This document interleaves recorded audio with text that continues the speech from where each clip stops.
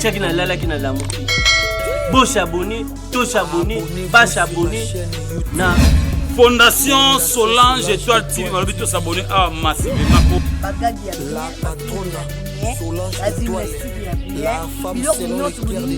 Bien. Kasi mama ya motema monene Solange Étoile TV yonde makambo po s'abonner massive babongo alobi totika la pesi matin mpoda e ba histoire na epi bali wana donc Fondation Solange Étoile TV et ses étoiles. Heureuse de vous retrouver encore, fidèles téléspectateurs de Fondation Solange Étoile TV. Bonjour, bonsoir, mbote. Cela dépendra de l'heure à laquelle vous allez recevoir cette belle vidéo. De beaucoup de salutations nanga divine kabe divine, autrement appelée divine étoile. Quand on a l'obaka, tous la wana pour na découverte, tous la wana pour na maman tout ko na chaîne na biso. Pour n'abonner na biso. Quant à moi, je profite déjà pour dire un grand bonjour, bonsoir à notre sponsor officiel, la maman chérie de Divine Étoile, maman Solange Étoile KLB Love. C'est toujours elle notre sponsor officiel. Bah découverte nion so bomona. Marambozo les kanakati ya chaîne na biso et voilà, un grand bonjour, bonsoir à mes petites sœurs que j'aime maintenant. Gladys, Gaël, Gwenel Love, je vous salue, et au Big Boss que j'aime beaucoup, Taylor Jams, l'homme mon cheveu bouclé, je vous salue, Kerti Junior Zachary. Un grand merci à Daniel, la Sainte Image, Maboko Trépied. Un grand merci à vous pour ça. Voilà, bande rebelle, on a mis tout na Divine Étoile Azawa Pinaza na Kindobo. Dans le village, mon babé na Kindobo. Ils ont fait surprise pour nous, il y a découvrir Péango. Ensemble, on a abonné na biso ndeka bomo na simalanga. Tous en a quatre ya ferme. C'est un jeune, c'est lancé dans ma cambo. Donc, na bana potonio sont partout dans le monde entier. Bah, bana posa au mama pango, bana posa, basu ba hectare, torolak sabino ngolelo, et puis torolak sabino peut faire menayer. Avec lui, nous allons causer. Vraiment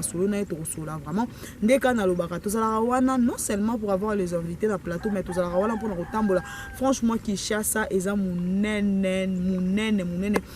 voilà pour nous faire surprise mais avec lui nous allons causer tellement musique pour avoir plus de précision. Nous sommes à l'entrée, il y a mausolée à Chichi. Voilà, c'est ça. Donc, au côté là, on vraiment a Kati, Tambola. Là, je vais demander à Dan, Azoba image bien. Un grand merci. Balobi, grâce à elle que nous sommes devant vous. Grâce à elle, on a découvert Tabo. Et grâce à elle, on a invité à qualité et non à quantité. Maman Solange Étoile, la femme qui a mon Grand Western Union London City. Je vous salue. La patronne, la femme qui respecte les tatamis. Voilà, ma maman que j'aime beaucoup, ma maman chérie. Je vous salue. Daniel, merci beaucoup pour les images. Là, je vais faire déjà mon entrée. Il faut bien prendre les images parce que la photo partout dans le monde entier va découvrir vraiment. Et l'on a biso ni autre que ça la carte na Wesika. Merci beaucoup Daniel.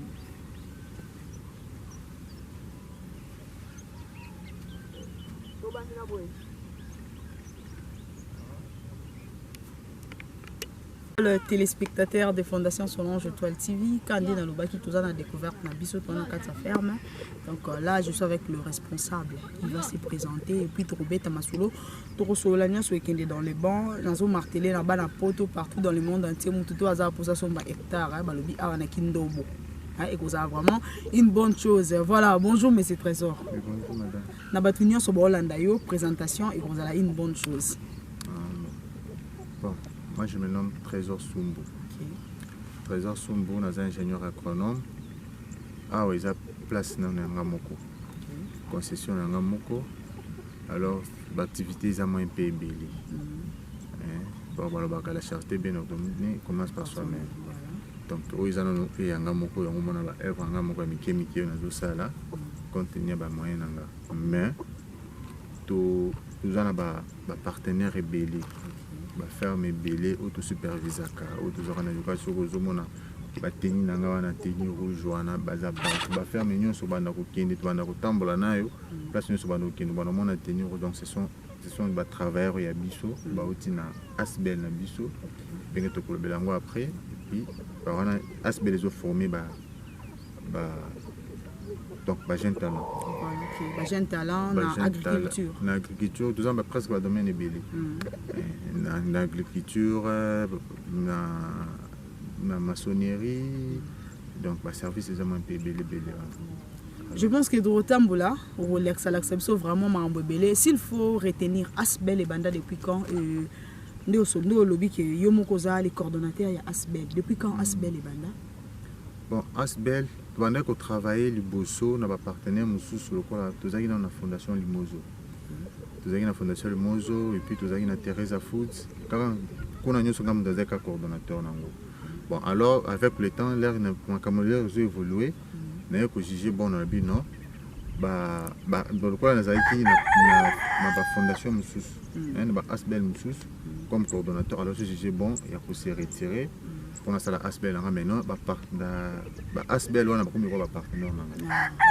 Voilà, ah tout ça dans il y a ferme na yo, tout dans il y a concession, na habité nin o ya mutuya et ça mankati na wesi kana ba nyo so ba Hollande biso ba découvrir ensemble. Ah ouais. Et le Bosso il pas nanga to binga on a centre de formation. To yara pour former ba jeunes talents partir à A. Deuxièmement, tout ça na ba terrain na biso. Au tout est caca, tout morceau là, terrain, au tout est caca. Et puis, et ça le rôle là, bon pour moi je l'appelle comme ça le rôle là neti miroir nangai. Oui que nous tenons sur ce grenadier, donc expertise nous sur ce grenadier pour zango tout le lango awa, non nous sur na menka.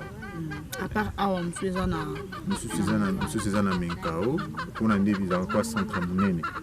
Hein, au te forma kabatu kuna ezakuna, ya par ça tous allons nous sur na C.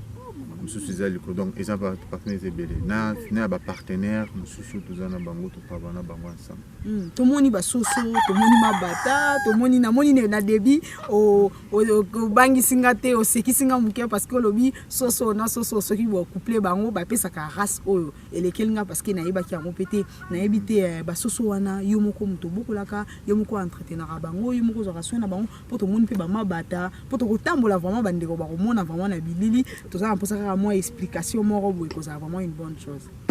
Oui, donc nengo moni wana surtout sur ba race améliorée. Donc to cause a toujours sur mboka, toujours na pondaise. Pour coupler en et puis sur race monsieur. Alors to luka ba race améliorée nengo zo constater en ah au monde que na ferme kutia au monde que nous avons ba soso nous avons plus 3 races ça ah.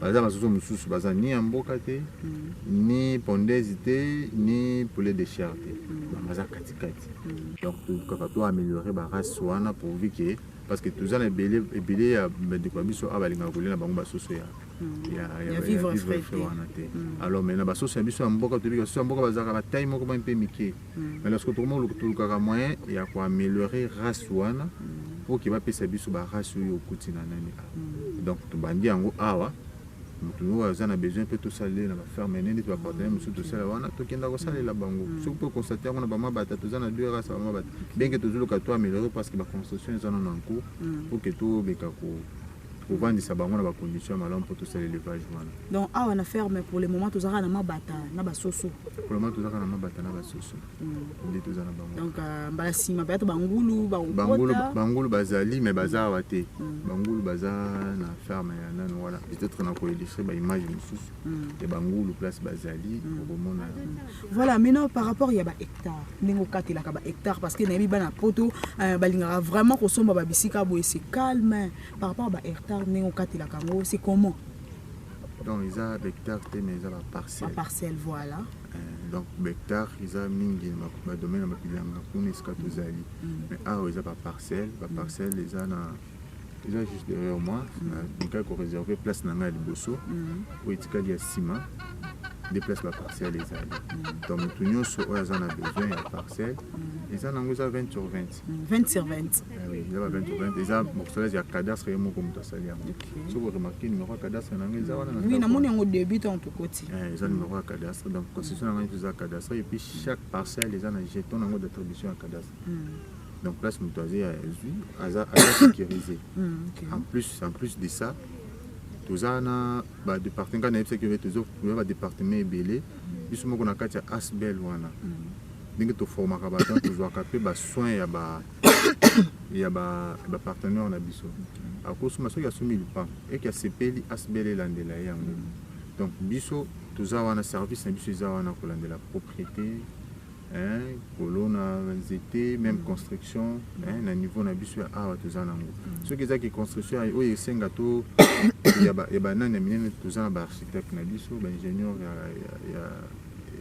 ba ingénieur en construction ba sali des vies te présenter bango to sali o musala et puis toza na mingi plus pour la traçabilité. Bebi ke bato na biso apoto bazo souffrir mingi na confiance.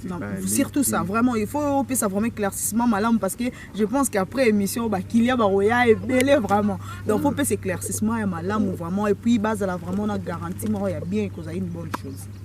En tout cas, surtout côté des places biso na kolobani, des places biso clés na biso ça. Traçabilité il y a des activités tout ça. Donc ndenge to travail kana biso awa différents chantiers, partenaires de bango. S'il y a quelque chose qui ne va pas, c'est nous qui assumons cette responsabilité. Maintenant, et combien la biso pénalité? Parce que biso ceux qui ont tapé 100 francs et que ciment, non, je prends un exemple typique. Net ciment na biso de ciment à niveau à minute, la minute combien 18 000 à 18 500. Donc, les gens puis ceux qui pendant le sac à ciment et qui sac à ciment, il fallait tomber l'ango autant de blocs. Donc, biso toujours on a pour nous relander la maçon, il faut tomber sac à ciment, on a pour que si là. Et non, qui non des arabes de tournement, monsieur c'est bio comme patron on va sommer bilo qu'on a et puis par après, il y a qui sortent de maçon, bazo tek bilo tout comme ça, biso bilo qu'on a pas on est là. Donc ceux qui nous ont sombi bilo qu'on a et biso toujours on a qui m'a donc tout ça déjà là à travers na biso déjà bien instruit. Donc une fois parce que ce sont des travailleurs au foot chaque fin du mois. Quand nous avons constaté qu'on a tenu on a bazar partout. Donc ça là bango partout place sur marché ils a dit et puis ils ont battu basé de confiance. Tout ça là bango j'ai mis ça là avec le temps on va essayer de marcher partout. Voilà. Pour autant c'était un peu ça pour nous refaire comprendre ba abonné na biso et que ça une bonne chose. Mais j'aimerais tout ça l'exercice oya bana poto partout botala ndé to benga ba soso. To benga bango ba ya. Tobenga basoso boya ngana obanda ingénieur auto accompagner nga tobenga basoso. Voilà Daniel, merci beaucoup pour les images. Big Boss que j'aime beaucoup, Taylor James, Sekerti, Junior Zachary, je vous salue. Gladys Gaël Gonel Love botande no benga basoso.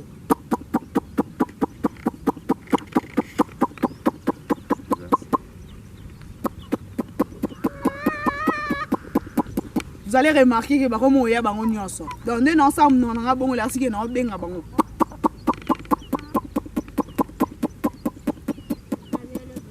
Donc on est sur homo esika moko. Waouh, c'est une bonne chose. Voilà, nous allons marcher au Tambola et vous avez vraiment une bonne chose. Merci beaucoup à Daniel pour les images. Un grand bonjour, bonsoir à monsieur l'abbé Kazaba depuis Paris. Je vous salue. Voilà, merci beaucoup.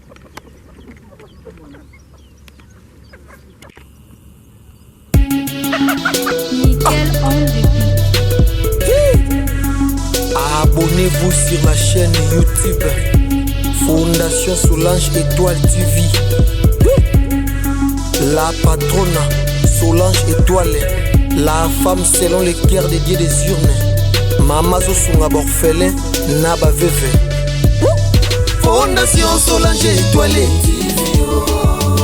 la patronne Solange Étoile, la femme selon les cœurs des dieux des urnes. Fondation Solange Étoile. S'abonnez, s'abonnez, s'abonnez, s'abonnez, s'abonnez, s'abonnez, s'abonnez, oh, s'abonnez, artistes musiciens, s'abonnez, artistes. Nous allons marcher, autant bon, on a fermé, on a invité un ingénieur, on a des réunions sur le biso, explication et que vous avez vraiment une bonne chose. Bon, nakoloba. Ah ouais, j'ai le coup là. Donc, pour la MOCO, tout ça, c'est l'expérience dans la mission. Mais ils ont une norme où ils s'engagent pour ça. Et tout ça, c'est l'expérience dans la mission. La construction est anarchique. Et puis, on a essayé juste d'essayer parce que mon barrage, tout ça, le barrage départ des autres. Pour voir que ceux qui ont la mission, c'est payé la race. Donc tokoya topeseli yango à partir awa toke tomultiplie yango kuna epai na ye bien ke biso toza mpende kobandi nde siko banda tobandaki na kulaya je pense toza soki na 3 mois 3 ou 2 mois kaka. Mais au total bozo na combien de soso? Pour tout le monde musuba nkuna batamboli apparemment kotamona mo pe bakima apete. Donc bazonga toza nango dans les alentours ya 40 quelques comme ça. Mais baza pe déjà babandi kobota.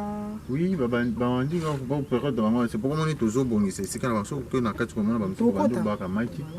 Te to bandi ko bongisa ba pisika na bango pour ki ba baba na rien pour boire comme c'est pourquoi moi tu na ba carton wana pour que toi arranger pour vu que soso na soso baba na te ko boire comme donc soso na soso ane sika te à boire comme mélange za la te mélange za te parce que to landela ne loko sko comme on a fait quoi baba ndi ko boire ka mélange to bana ba ke o iza soso mususu comme ça bandi ko landela ngo pour que to orienter bango muto boire que sika. Mais par rapport ya ba makina bango ba différence ezala différence comme on a o ya soso mboka o soso za munene pour to on a 3 races. Différence ezali différence ezali soki toza toki koti na kati omona mosusu eza pembe makasi mosusu eza un peu jaune na forme nango eza bape baforme différent mosusu eza un peu large mosusu eza un peu mokuse mosusu omona eza monene donc badiférence ezali. Voilà, merci beaucoup Dan tokota na kati oza vraiment une bonne chose tomona eza vraiment surprise otosali na bana poto nyonso partout dans le monde entier oza vraiment bien makasi po bomona ke notre Congo il y a beaucoup de choses. Oh, et c'est qui est tout l'axarana bino donc molo to bando l'axabino. Et là.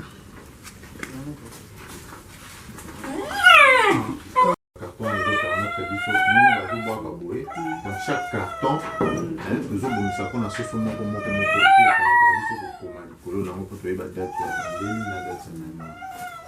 dans chaque sauce il y a machine. Non, mais je trouve que tu vois même ici. Dans le gauche. Tu vois moins une différence avant que la sauce. Donc, tu as un carton juste pour refaire la différence. Si tu as dit oil, tu as une race moussous, par exemple, moulay. Tu as dit oil. Voilà, sauce moram, tu as boire comme. Ah, il y a deux sauces. Donc, même mon homme mi vend de la mon oil, il y a race moussous. Il y a race moussous. Donc, pour conclure, vous voyez qu'il y a le 3 sauces de bazou boaka. Vous comprenez? Donc on va voir que si la mort. Voilà. Oh, sauce moussous. Oh, sauce moussous. Si tu viens ici, non, il y a pas moyen de toucher. Sauf si bien on se sort au vent de la ressoute. Bon, avant de et puis au moment que sauce moko. OK. Makine yango. Oh, ya zuba ya pembe oyo, mi bale msusu yango. Oyo ya chocolat oyo yango. Donc oyo kaka on dira bandi a bandi sika. Maintenant l'air to koya ko bongisa ba sika na bango, alors ndeko yeba siko ko yeba ko partager yango. Donc bino mo ba ko partager yango. To ko partager. To bozu chaque sauce bo memi na carton. Na carton na yo. OK. Mais confusion pe ko kota perdre des sauces mboka, ba boire maki moko. Différence c'est vous à la carte. Donc ceux qui été refusé. Ah boya vendre la. Avanza kaka oye monanike. Yaye yete atika. Ah voilà. Vraiment. Bon, on est en train d'améliorer pour voir que les conditions de la banque, les gros toujours pour gagner pour que les conditions de la banque donc voilà. À part ici. Maintenant, ici, de l'autre côté,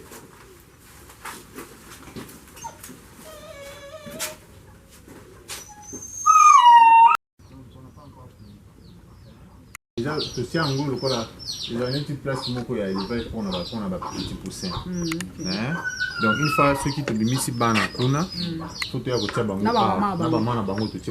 on n'a pas encore fini les travaux.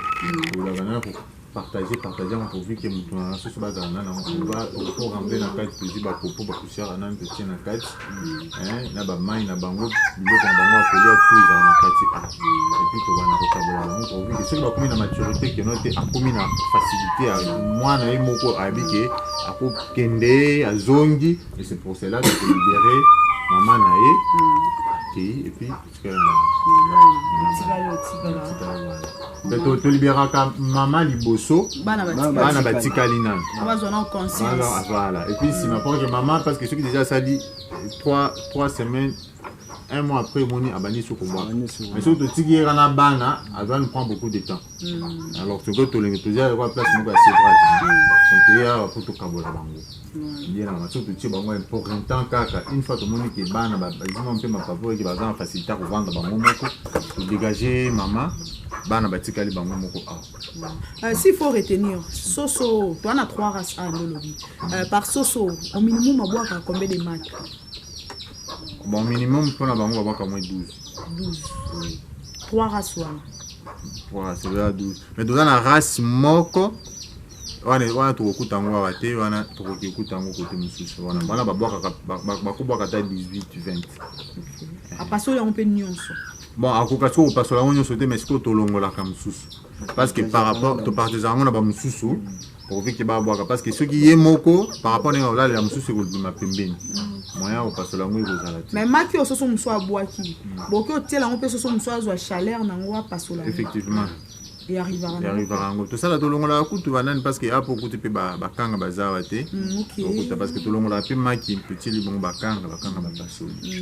Donc et là compliqué pour le moment, c'est pourquoi parce que toujours les gâteaux c'est ça maille. Une fois tout ça ici forage à maille, ça va nous permettre à améliorer plus la condition dans bango. Voilà, koya to traverser maille. Na ngabi na tout na no précédent là. Parce qu'on est pour na maille parce que comment on a ferme, il faut mailler à tout moment pour nous sokola bango, pour nous bon ça peut bilo quoi non. Mais non, bo sala ndeni pour na maille. Pour le moment, on va toujours utiliser comme Mayambula. On va tout ça là qui retourne dans la calme pour la Bamabata. Tout ça là on pour la tout ça là comme Mayambula. Surtout deux ans bâton on va recevoir un maille, mais dans peu de temps à tout ça la forage pour qui permettre biso donc forage on est servir na biso na bateau. Il y a quartier. Il y a quartier. Ok, apparemment c'est comme si dans le quartier bateau bazar vraiment t'es un bon à Sika. Mais il y a quartier à Sika. Mais comment on a des petits projets. Voilà, dès qu'on a le baki, tout ça toujours quand on a découvert tout temps, on a bien mon bon on a bandeko. Babi musala tata maman, donc il faut travailler. Bandeko baboya na bango kipuluna, bandeko baboya na bango kosimba machette. Raison pour laquelle ba komi kotisa na bango na kata kindobo.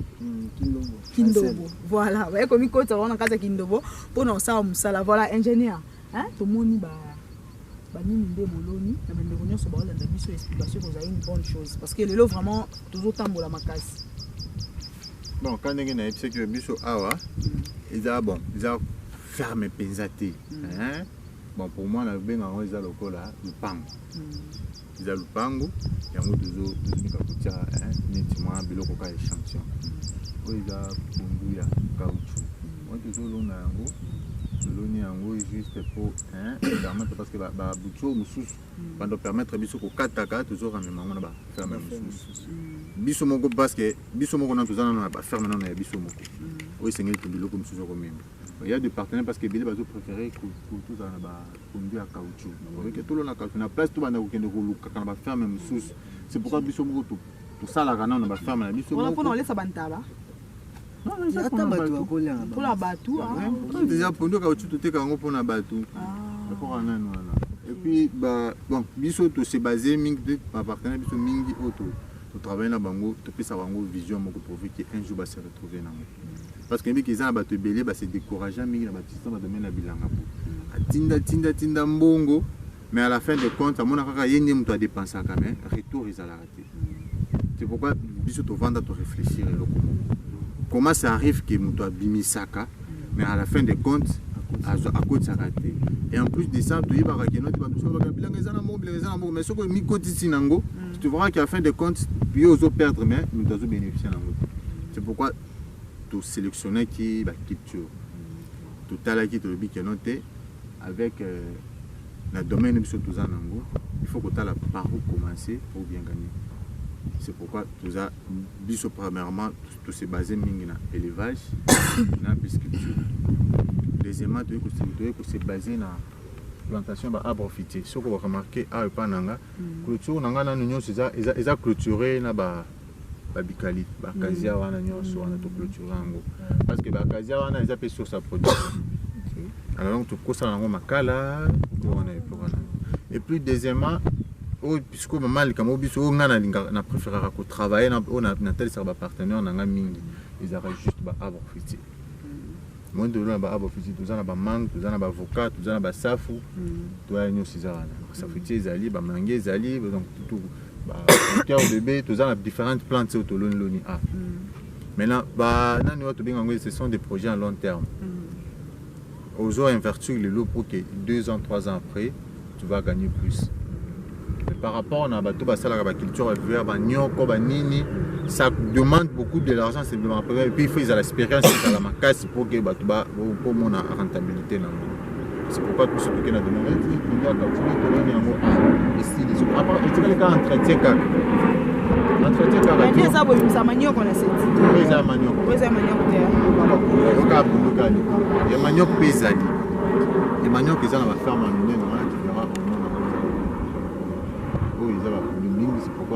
on préfère un mini produit à caoutchouc parce que yango ils ont juste entretien nango et puis par rapport à manioc il faut bopikula bobandela bopikula bobandela donc oyo bandozaka eboti bokati ba nini ya tikali alimi bokati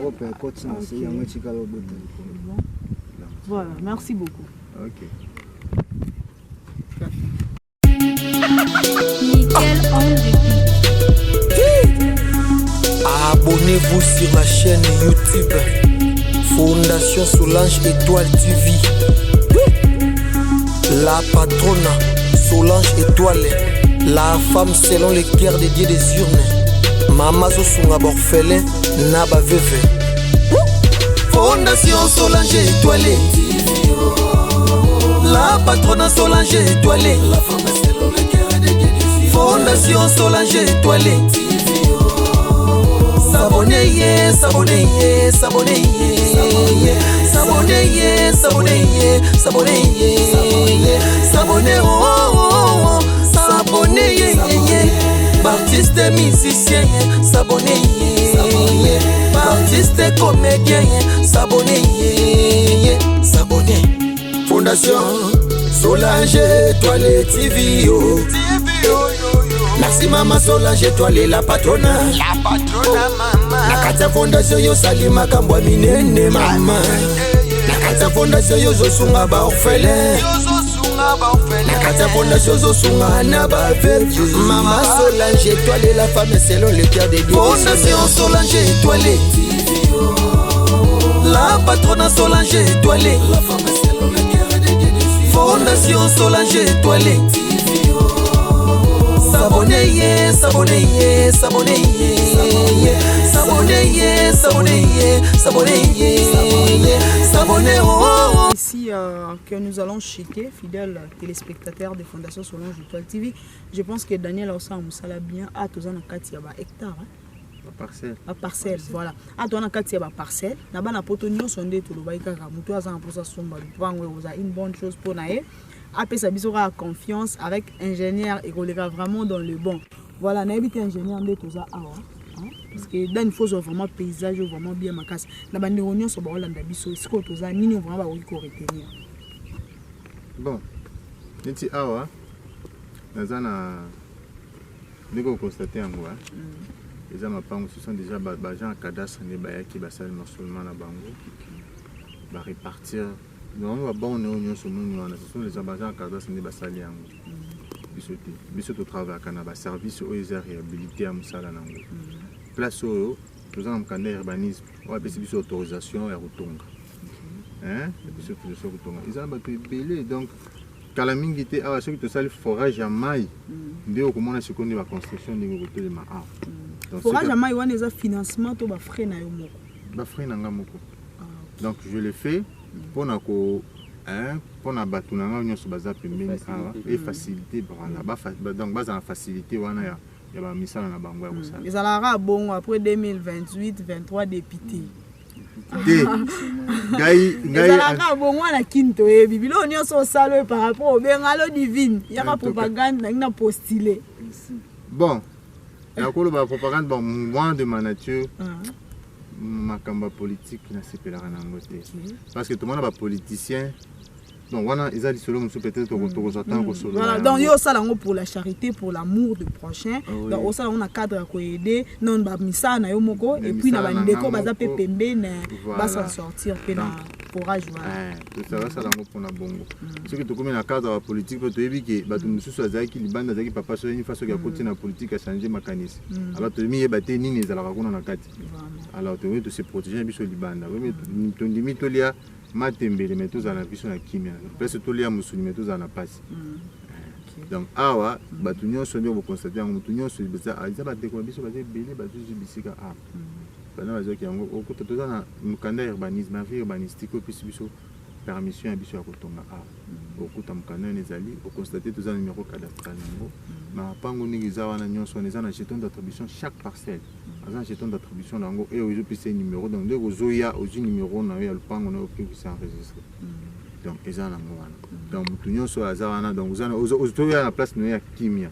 Eza ke note okuta lelo makelele no. Donc batu nyonso baza a suko ye batu nyonso et puis ceux qui peut au CPL et que fondation na asbel na biso e ke ekota. Et ba bandelo misala ningi baninga bazo sala wana. Voilà équipe eza a. Quand on expliquer beze ki baza a tout ça fait partout. Tout ça partout équipe quand nous moni bango il y a même des photos to balancer au monde c'est une équipe eza partout. Donc baza déjà instruit na vision ya biso pour que traçabilité ezala pour que so mutape c'est 10 francs na ye ezaka 10 francs d'étika to boyi kama ke note apesa ki mbongo na ye lelo balia ki mbongo to bateki bilo basala libre mais to moni awa bozaka na système ya 20 sur 20 supposons que mutala pour ça 30 sur 20 que ezala bon wana commission ka biazwa wana komi lokola parcelle moko na demi. Donc tout ça facilité parcelle moko kabola ngo katikati azui demi po demi donc et dépend de la mesure on tolinga so dépend de la mesure on tolinga parce que biso déjà ba to cadastre ba facilité biso bango moko ba chi déjà ba bonne là ko zoya wana bi limite yango esuki a ce que moko libi ki note ana ko ka mi ba lete na lingi bo katelanga a par rapport à vision nga la lingi na tongana to ko zo ka katikati to kaboli le to pesio. Voilà, je pense que nous sommes déjà à la fin. Na bandeko nyonso ba lundi biso ingénieur nini bandeko ba ko retenir parce que to utaki na ferme to kiti susu na seboye na ba parcelle na habité nini bandeko ba ko retenir et puis ba na ba nyonso ba lundi biso vraiment un mot de la fin et que ça une bonne chose. Bon mot de la fin pour nanga na ko on a remercier nanu présence na bino awa na bandeko nyonso biso bazolanda biso. Bon mot de la fin peut-être na ko loba tu dis que bande qu'on a biso ebele bazali banda bazo souffrir mingi na manque de confiance. Alors asbel na biso yi wana pona ko zongi un peu confiance na bande qu'on a biso bazali banda. Donc baya ba ko zala discipline nyonso ba ko linga bazala ezala na kopeza gens pa on na gombi eza wa to lingi to ke sale propriété pelouse nini ba ka ba contacter biso to kopesa bango nzela et puis ouais pas na biso okopesa donc prio tokopesa yo et loko okuta soki ça ta tourni partout dans tous les magasins on a tokotika kopesa yo prix mususu yo pour na bi kiza prix mususu donc soko tindi 10 francs na yo e ba ke 10 francs na pour na musala boye il faut isali musala wana s'il y a des dérapages biso moko tozo asime yango donc wana et puis na ba ingénieur nyonso ba Hollanda na ba ingénieur nyonso bazal roi yo ba Hollanda yo conseil nyo yo kopesa bango. Donc, pour la déconnaissance de l'ingénieur, on a aussi un bango dans le domaine, surtout dans le domaine de l'Abisso. Pour la bango, on a aussi une traçabilité de la vérité. Dans le camion, c'est sur le sala. Tu as un musala liboso mbongo ya Hollanda. Donc, tu mis pesa kana na musala, tu dis que parce que mi pesa na musala ne mbongo ko ya na musala. Parce que tu vas mutu nyonso fa lia na mutoki na parce que yo okolia mutoki ya muto yibi ndinga lolenga joli ya moto emisa na mutoki na yo simande yo okolia sim. Voilà, merci beaucoup ingénieur. Non, on fait bande quoi, non on fait ba chef ya ferme ba tu va pesa biso ba soso toki non lelo. Bango yo. Voilà, mbote ndeko. Mbote même. Na bande ko nyonso ba Hollanda yo étant que jeune to ye to kutibino père wa message nyo ko lancer na ba nyonso ba Hollanda. Bon en tout cas mais na pesi bango merci vraiment pour na ndio moi biso bo. Tout ça pour mettre ingénieur na biso appuyer biso na des chantiers ko poste ya atala na ngai poste tout ça pour ba bino ezala satolage ezala kotonga ezala nyonso o kolone lo banzete pop ya lupango toza mpona ye napesi bango merci vraiment marché basomba po biso otravaille tolia nsima na bango mpe bamwake obi babulo baosala wana eza normal pour l'entretien le pont merci pour la banque. Voilà, merci beaucoup. Nous avons une découverte. Voilà, ndeko na bat nyonso bolanda. Message nous relancer par rapport à découverte na biso ali. Merci. Mère pour na opesanga parole tindenge ndeko na biso mobile ya uti koloba. Ba jeune boya ebele. Jeune falende musala sans musala nde pas si fort. Musala nde zawa. Musala baluka kango pozwa biso tokanga mina vie oyo patron na biso seke yende muta confiance et la considération au bois accordera biso na musala malamu to sala rabino ndeka to lobaka to zala wana pona ba découverte to zala wana pona ba émission et longo na émission na bino savoir plus au bolingaka lelo to zaki na kindobo kindobo bandeko ba yebi yango ba yebi ba ope ba éviter bino mo bomoni ipai wapi ba jeune bazo débrier ba jeune bazana kati ya ferme ba suki wana te bazo teka pe ba parcelle et puis nous allons demander na bana poto nyonso bo pesa bango confiance balobi marambo bien et ça dépend na bango. Quant à moi je dis un grand bonjour bonsoir à notre sponsor officiel Solange Étoile KLB Love, la maman chérie des divines KBA. Je vous salue ma maman que j'aime beaucoup, maman Solange, la femme qui a mon grand Western London City, la femme qui respecte les tatamis. Je vous salue mes petites sœurs que j'aime étant Gladys, Gaël, Gwenel Love. Je vous salue Dan, la Sainte Image, Maboko Trépied. Un grand merci à vous pour la moussala. Taylor Jones, l'homme en cheveux bouclés, le futur basketteur de l'Europe. Zachary Kertu Junior, je vous salue. Quant à moi, je vous dis déjà au revoir. On se retrouve à la prochaine. Merci beaucoup. Papi, na Solange Fondation Étoile TV. Osmona, Mama Ita, Babito Samone, massivement, la Fondation Solange Étoile TV. Icône, Maman n'a pourri, Babito pas criquet. On s'abonne, on like, on partage, Ita, on a en personne, Icône. Naki, Bana Braza, Bana Lustoto, Balobi, Boleksa Moussapite, pour s'abonner, chaîne et Sanaka, Mampo, massivement. Solange Étoile TV, Balobi, Boleksa Moussapite, pour s'abonner, toi les voyez là, Namukuba, nous s'abonner massivement. Solange Étoile TV, il est, et bon,